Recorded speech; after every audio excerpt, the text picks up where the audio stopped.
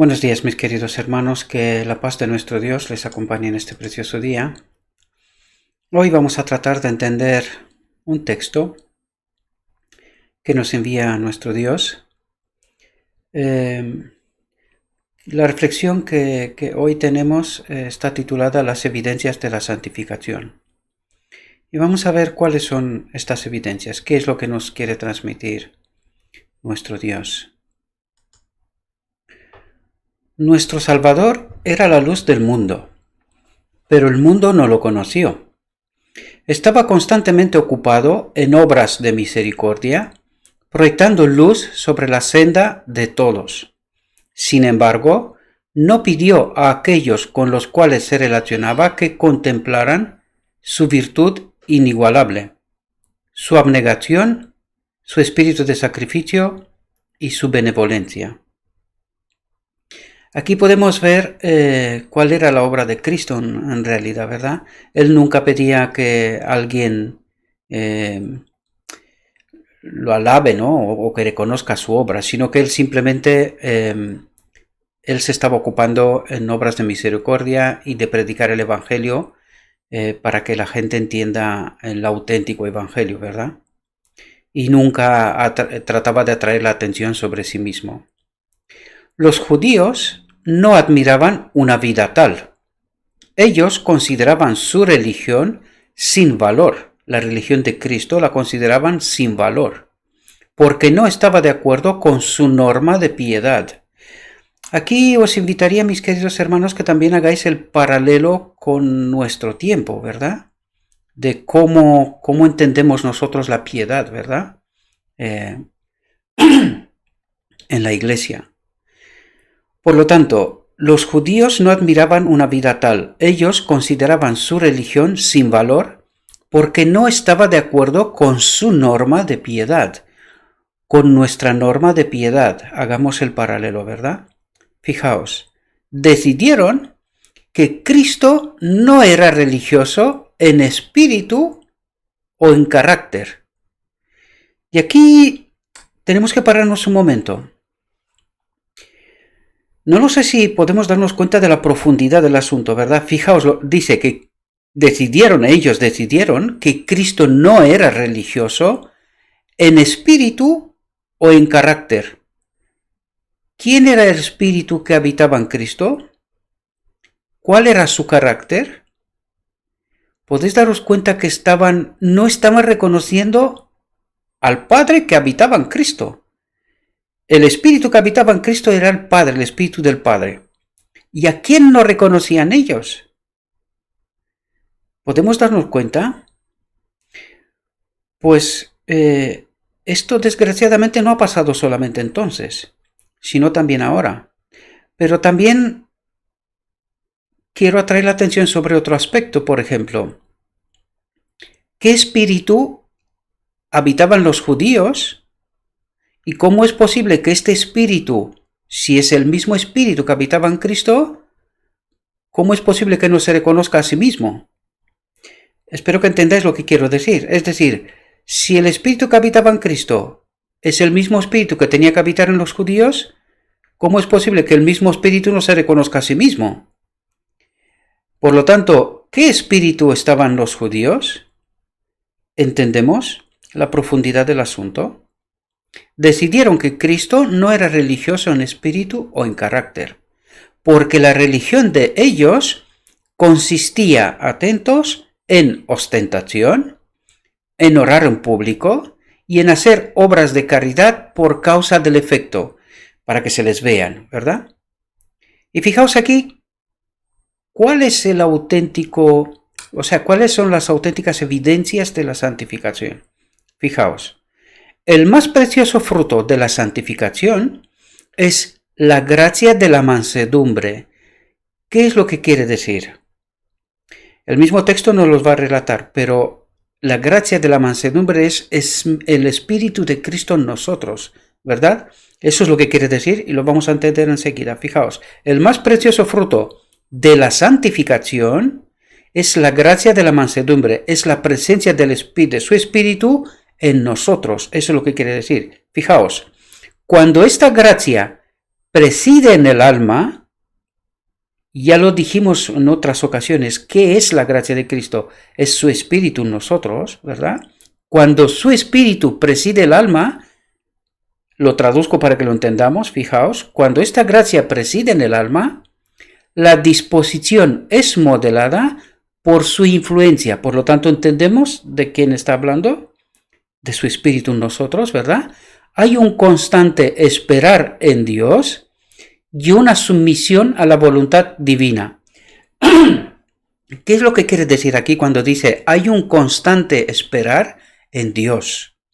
Es decir, nosotros, como estamos en una permanente búsqueda de la presencia de Dios en nosotros, es decir, del Espíritu de Cristo en nosotros, y siempre hay preguntas, ¿verdad?, incógnitas para nosotros, porque estamos en este mundo de incertidumbre, ¿verdad? Y siempre queremos saber cuál es la voluntad de Dios. Pues aquí es lo que está diciendo, hay un constante esperar en Dios, esperar a ver cuál es la obra de Dios, cuál es la voluntad de Dios, qué es lo que tengo que hacer, el siguiente paso, ¿verdad? Para no andar yo solo, sino que sea Dios el que me guíe. Eso es lo que trata de decirnos el texto, ¿verdad? Hay un constante esperar en Dios y una sumisión a la voluntad divina. Es decir, una vez que identificamos cuál es la voluntad de Dios, nos sometemos a ella, independientemente de lo que nos pueda parecer. Porque siempre, siempre, siempre, la voluntad de Dios es lo mejor para mi vida. Y eso tengo que entenderlo, ¿verdad? Por eso me dice, hay una sumisión a su voluntad, a la voluntad divina. Esto es imprescindible, porque precisamente en este momento, si yo no me someto, estoy cogiendo otro camino y es como me estoy equivocando, ¿verdad? La abnegación, el sacrificio propio, la benevolencia, la bondad, el amor, la paciencia, la fortaleza y la confianza cristiana son los frutos cotidianos de todos los días que llevan a aquellos que están realmente vinculados con Dios. ¿Qué es lo que nos quiere decir aquí, mis queridos hermanos? Fijaos, todos esos frutos primeros que nos dijo, la abnegación, el sacrificio propio, benevolencia, bondad, amor, paciencia, la fortaleza, la confianza cristiana, son los frutos ¿de quién? Del Espíritu de Cristo, del Espíritu Santo, ¿verdad? Por eso dice, son los frutos cotidianos de todos los días que llevan a aquellos que están realmente vinculados con Dios, que realmente tienen el Espíritu Santo, ¿verdad? Y eso es una forma de identificar si realmente el Espíritu Santo nos acompaña, ¿verdad? Si esos frutos, si esa forma de vivir se ve de manera cotidiana en mi vida, ¿verdad? Sus actos pueden, y estar atentos aquí porque eso nos puede ayudar muchas veces a entender conceptos. Vamos a leer lo que nos quiere decir y luego comentaremos si es el caso, ¿verdad? Sus actos pueden no ser visibles al mundo, es decir, los demás pueden no ver en nosotros esos frutos que comentábamos antes, ¿verdad? Sus actos pueden no ser visibles al mundo. ¿Por qué no pueden ser visibles al mundo? Porque el espíritu que está en el mundo no es el mismo espíritu que está en nosotros. Por lo tanto, el otro espíritu está trabajando precisamente para que esos frutos no se vean, sino que se vean otras cosas. ¿Entendemos? Ese es el conflicto. Siempre tenemos que, cuando estamos leyendo un texto, procurar de comprender la profundidad del asunto, ¿verdad? No nos quedemos en la superficie. Sus actos pueden no ser visibles al mundo, porque el espíritu que está en el mundo no es el mismo espíritu que está en nosotros, ¿verdad? Pero ellos están luchando todos los días contra el mal, los que tienen esos frutos, ¿verdad? Ganando preciosas victorias contra la tentación y el error.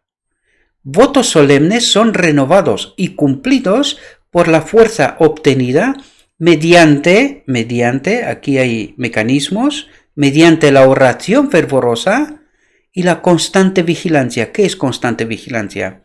Es el estudio de la palabra de Dios y es así cómo realmente el Espíritu se apodera de nosotros y nos guía, nos transforma, ¿verdad? Constante vigilancia es, una vez que entiendo cuál es la voluntad de Dios, entiendo lo que no debo de hacer. ¿Entendemos? Pero en realidad no es algo que lo hago yo, sino que es el Espíritu que me acompaña. Lo dijimos antes, ¿verdad? Porque tenemos que entender la obra de justificación, de santificación, es la obra de Cristo en nosotros, ¿verdad? Nosotros somos vigilantes, elegimos, pero el que nos da poder para obrar en nosotros es el Espíritu de Cristo. Es Él el que obra en nosotros justificación, santificación, ¿verdad? Tenemos que entender muy bien los conceptos para no cometer errores, ¿verdad? La persona ardiente y entusiasta no discierne las luchas de estos obreros silenciosos, ¿verdad? Pero el ojo de aquel que ve los secretos del corazón nota y considera con aprobación todo esfuerzo realizado con humildad y mansedumbre, es decir, con el Espíritu de Cristo. Es el tiempo de prueba el que revela el oro puro del amor y la fe en el carácter. Es decir, en tiempo de prueba es donde se ve la obra del Espíritu en nosotros, ¿verdad? Es ahí donde realmente nos damos cuenta si nuestro carácter está en transformación, está bien encaminado, ¿verdad? Hacia la santificación. El celo perseverante y el afecto cálido de los verdaderos seguidores de Cristo se desarrollan cuando vienen sobre la iglesia pruebas y perplejidades. Es decir, en tiempos de prueba es cuando el auténtico cristiano se ve, se nota, ¿verdad? Hace la diferencia con los demás. ¿Por qué? Pues porque la clave está en qué espíritu nos acompaña a unos y a otros. Por lo tanto, en función del espíritu que tenemos, las obras son distintas, ¿verdad? Todos los que entran en la esfera de su influencia del Espíritu Santo se refiere al hombre verdaderamente religioso. No he añadido yo nada, es del texto original, ¿verdad? Se refiere al hombre verdaderamente religioso, el que realmente tiene el Espíritu de Cristo. Eso es lo que nos trata de decir. Perciben la hermosura y la fragancia de la vida cristiana. Atentos aquí. Mientras que uno mismo, que él mismo, el cristiano mismo, es inconsciente de ella, ¿verdad? De esta obra, porque la vive por naturaleza, ¿verdad? Lo entiende que eso es lo normal, que es así como tiene que vivir, ¿verdad? Mientras que él mismo es inconsciente de ella, de esta obra en él, ¿verdad? Puesto que está en armonía con sus hábitos y sus inclinaciones. Es decir, el Espíritu Santo modela, transforma nuestros hábitos y nuestras inclinaciones y nosotros percibimos esto como es la forma de vivir natural, ¿verdad? Recordad que Adán en Edén, antes de pecar, él vivía sin pecado de manera natural. ¿Por qué? Porque el Espíritu de Dios habitaba en él. Esa es la auténtica forma de vivir, de glorificar a Dios. Y eso mismo tenemos que experimentar nosotros también, ¿verdad? Ora por luz divina y le gusta vivir en armonía con esa luz. Estemos atentos a eso, ¿verdad? Su comida y su bebida es hacer la voluntad de su Padre Celestial. Su vida está escondida con Cristo en Dios, porque su Espíritu está en nosotros, ¿verdad? Sin embargo, no se jacta de eso. No se puede jactar de eso primero porque el Espíritu está en nosotros y nuestros hábitos e inclinaciones están transformadas, pero lo segundo, daros cuenta, dice, él mismo es inconsciente de ello, ¿verdad? Por lo tanto, no se jacta de esto, ni parece consciente de ello. Mira que lo estaba diciendo. Dios acepta al hombre humilde que sigue de cerca en los pasos del Maestro. Los ángeles son atraídos a él y a ellos les agrada detenerse a lo largo de su senda. O sea, hasta a los ángeles les agrada trabajar a servirnos, a ayudarnos, ¿verdad? Pero fijaos aquí, pueden ser pasados por alto como indignos de que se les dedique atención por aquellos que pretenden haber logrado exaltadas conquistas. Es decir, aquellos que llevan mucho tiempo en la iglesia y que aparentemente están haciendo obras para la iglesia, ¿verdad? Eso es lo que quiere decir. Pueden ser pasados por altos por esas personas, ¿verdad? Como indignos de que se les dedique atención por aquellos que pretenden haber logrado exaltadas conquistas y que se deleitan en hacer proeminentes sus buenas obras. Es decir, siempre están tratando de resaltarse a sí mismo, de demostrar a la iglesia, a la gente, que él está trabajando para la iglesia, ¿verdad? Que su obra es imprescindible de alguna manera, ¿no? Eso es lo que quiere decir. Claro, ¿qué es lo que está haciendo esta gente? Pues colocarse por encima de todos aquellos que realmente viven según la voluntad de Dios y que pasan desapercibidos. Por eso lo decía, pasan por alto como indignos de que se les dedique atención, ¿verdad? No se los ven. Y claro, ni se pueden ver porque son ellos los que se resaltan, ¿verdad? Sus buenas obras y lo que están haciendo todo el rato. Pero los ángeles celestiales se inclinan con amor sobre ellos y son como un muro de fuego que los circunda. Es decir, están bajo la protección de Dios. Recordad a Cristo, ¿verdad? Cuando las Escrituras nos dice que Él se hacía invisible o desaparecía en momentos críticos, es porque los ángeles le servían, ¿verdad? Lo quitaba de ahí, del medio. Pues más o menos eso nos quiere decir que los ángeles obran para nosotros para que esos espíritus, ¿verdad? Y todos aquellos que quieren hacernos daño, pues es como un muro de fuego que los circunda, que nos protegen. Eso es lo que quiere decir, que estamos bajo la protección del mismo Dios, que Él cuida a su pueblo, ¿verdad? Bueno, espero, mis queridos hermanos, que esta reflexión os pueda ayudar. En primer lugar, os pueda ayudar a identificar si realmente estamos en el camino de la santificación, aunque yo diría que nuestra atención no tiene que estar preocupado, no deberíamos de estar tanto preocupados en esto, sino que nuestra atención debe de estar preocupados en el estudio de la palabra de Dios, en la oración, porque esa es la forma como el Espíritu de Dios se apodera de nosotros. Y cuando el Espíritu de Dios se apodera de nosotros, en realidad todas esas obras, todo este camino de la santificación, la justificación, es obra del Espíritu Santo, ¿verdad? Por lo tanto, nuestra preocupación es que estemos en la presencia del Espíritu de Cristo, del Espíritu Santo. Esa es nuestra preocupación. Toda la demás obra en realidad lo está haciendo Él, ¿verdad? Y por supuesto, estar vigilantes y no elegir, recordad, el pecado no es una opción para el cristiano. Nunca, ¿verdad? No es una opción. Y también quiero darle la vuelta a la moneda y deciros, mis queridos hermanos, a veces estamos un poco molestos, ¿no? Porque aparentemente no se nos presta ninguna atención, ¿verdad? Es como si fueras uno más y como que da igual si estás o no estás, ¿verdad? Como que eres un poco invisible. Yo diría que eso no nos tiene que preocupar en realidad, porque el que tiene que verse en nosotros tiene que ser Cristo. Y como lo vimos antes en el texto, pues esto normalmente aquellos que no tienen el Espíritu de Cristo no lo van a poder identificar, ¿verdad? Es más, dirán, como lo dijimos al principio, lo decían de Cristo, ¿verdad? Que no es un hombre religioso, que no tiene un carácter conforme, ¿verdad? Claro, porque cuando el espíritu no es el que tiene que ser, pues nunca va a identificar el auténtico espíritu de Cristo, ¿verdad? Porque están en conflicto. Esa es la auténtica realidad. Así que, mis queridos hermanos, espero que esta reflexión os haya podido ayudar también. Y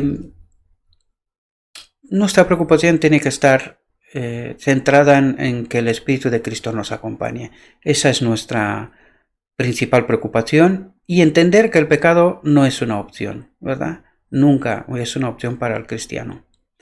Os deseo, mis queridos hermanos, que tengáis un próspero día y que todo lo que os he dicho, os lo he dicho en nombre de Cristo Jesús.